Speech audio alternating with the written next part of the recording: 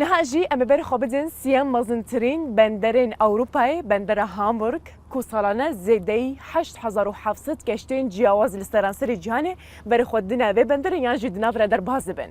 Ev bender salane 700 hetanî 800,000 geştiyar berê xwe didêne. Ji bo derbasskirina çend rojê xwe xweş li wê derê.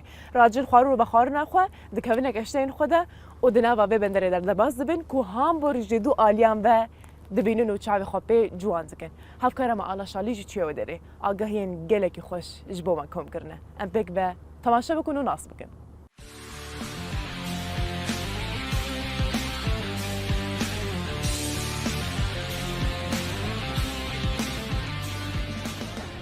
سێم گەورەترین بەندەری ئەوروپایە و بە دەواازەی جیهان ناو دەبرێت. ڕۆژانە بە سەدان کەشتی لە گەورە و بچووک پاپۆڕ و بەلەم هاتوچۆ دەکەن. ئێرە بەندەری هامبورگ.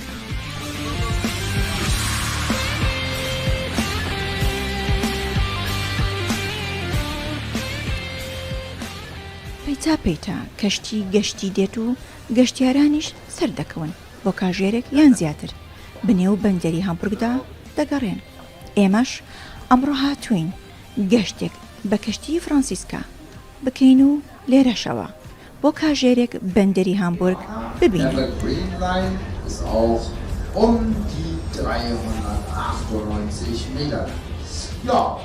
لە سێ نوهەمدا میوانەکان بەدەم خواردن و خواردنەوەوە دەتوانن چێژ لە گەشتەکەیان ببین و گەشتێکی پڕ لە زانیاریش لەسەر بەندەری هامبورگ وەرگرن.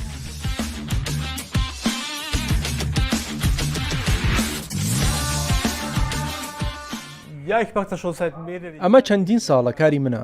هەرگیز بێزار نابم چونکە هەموو ڕۆژێک کشتی نوێ ڕوودەدات. چەندین کەشتی گەورە و بچووک و بەلەم و کەشتی گەشتە درێژەکان لەم بەندەرە هەن. پێویستە هەمومان ئاگادار یەکدی بین چونکە هەمومان هاتوچۆ دەکەین. دەبێ ئاگاداری هەموو لایەک بین و زۆر هۆشیار بین. ئامێری پەیوەندیمان پێیە و دەتوانین لەگەڵ یەکتی قسە بکەین. یەکدی ئاگادار دەکەینەوە کە بۆ کوێ دەڕۆین و بە تەمای چین. ئەمەش کارەکانی ئێمەی ئاسانتر کردووە. ئەم کەشتیە 56 مەتر درێژە و 40 مەتر پانە. جێگەی 500 کەسیش دەبێتەوە. گەورەی بەندەری هامبورگ 7145 دۆنم زەویە و نزیکەی 3000 دۆنمیشی ئاوە. ڕووباری ئێلبەیە ئێرە کە لە چیکەوە هەڵدەقڵێ و بە ئەڵمانیادا تێدەپەڕێت و دەچێتە نێو نۆردزێوە. گەورەترین و گرنگترین بەندەری ئەڵمانیایە. بۆ گەشتیاران باسی گرنگی ئەم بەندەرە دەکرێت. لەم گەشتەدا ئەوەی بۆ گەشتیاران سەرنجڕاکێشە کۆنتەینەرەکانی ئەم بەندەرەیە. من لەگەڵ خێزانەکەم لە نەمساوە هاتووم. گەشتێکی دەڕۆژیمان بۆ نەرویج بە کەشتی کرد. لێرەوە سەرکەوتین و هەر لێرەش دابەزین. بێگومان ئەگەر لە هامبورگ بیت دەبێ گەشتێک بە بەندەری هامبورگدا بکەی. ئەوەی سەرسامی کردم هەموو ئەو کۆنتێنەرەیە شتەکان بۆ ئێمە دەگوازنەوە. کاتێک بۆ ئۆنلاین شتێک داوا دەکەین نازانین چۆنە. ئەگەر لە هامبورگ بیت بە چاوی خۆت شتەکان دەبینی. Und schippern mal zu den großen Containerschiffen hin. Von hier aus elbabwärts. ساڵانە 8,700 کەشتی گەورە دێنە ئەم بەندەرە. ڕۆژانە 120 هێڵی هاتوچۆ هەیە. لە هەزاران بەندەری جیهانەوە کەشتەکان بۆ ئێرە دێن. هەندێکیان 400 مەتر درێژن و نزیکەی 19,000 کۆنتێنەریان هەڵگرتووە. بۆ جیهان لێرە بە کۆنتێنەر کەلوپەلی جیاواز و خۆراک دەگوازرێنەوە. ساڵی 2021 لەم بەندەرەوە 128,700,000 تۆن مامەڵە لەگەڵ باری دەریایی کراوە و هەروەها 8,700,000 مامەڵە لەگەڵ کۆنتێنەر کراوە. گەشتیاران سەریان سۆرماوە لە گەورەی ئەم کۆنتێنەرانە و سیستەمی گواستنەوەیان.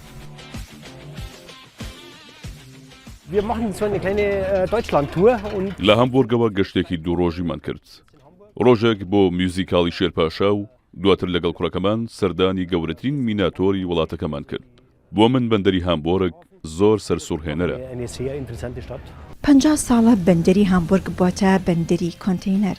جگە لەمەش بەندەری هامبورگ بۆتە ئامانجی گەشتی کەشتێگەڕانی جیهان وەک کەشتی ئایدا پریما و ئایدا کرۆسس کە خاوەنی 1643 کابینەن و ساڵانە نزیکەی 600,000 گەشتیار دەهێنە نێو بەندەری هامبورگ.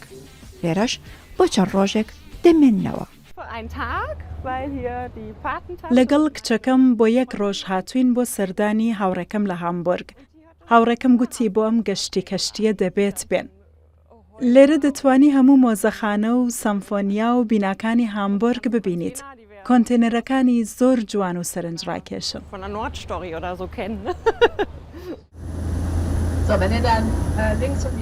هەموو شوێنە سەرنجڕاکێشەکانی شاری هامبورگ لای ڕاست و چەپی ئەم بەندەرە بۆ میوانەکان ڕوون کرایەوە. لە کۆتایی گەشتەکەدا کەشتەکە نزیکی ناودارترین شوێنی گەشتیاری شاری هامبورگ بوویەوە، ئێلفلامۆنی. هۆڵی کۆنسێرتی شاری هامبورگ کە بۆتە هێمای شارەکە و باڵەخانێکی سەرنجڕاکێش و 866 ملیۆن یۆرۆی تێچوو تاوەکو تەواو بوو. هامبورگ یەکێکە لە شارە گەورەکانی ئەڵمانیا کە بەرزترین کوالیتێتی ژیانی هەیە و ئەم شارە بەهۆی فرەچەشنی ئابووری و هەلیکار و سیستەمی پەروەردەی باشەوە وەک شوێنی نیشتەجێبوونی هەموو خەڵکی بە تەمەنەکان بەناوبانگە. شوێنە گەشتیارەکانی ساڵانە سەرنجی بە ملیۆنان گەشتیاران ڕادەکێشێت و ئەم شارە ساڵانە نزیکەی 111 ملیۆن گەشتیار ڕۆژانە سەردانی دەکات. بەندەرەکەشی سێهەم گەورەترین بەندەری ئەوروپایە. ئاڵاشاڵی ڕوودا و لەسەر کەشتی بەندەری هامبورگ لە هامبورگ.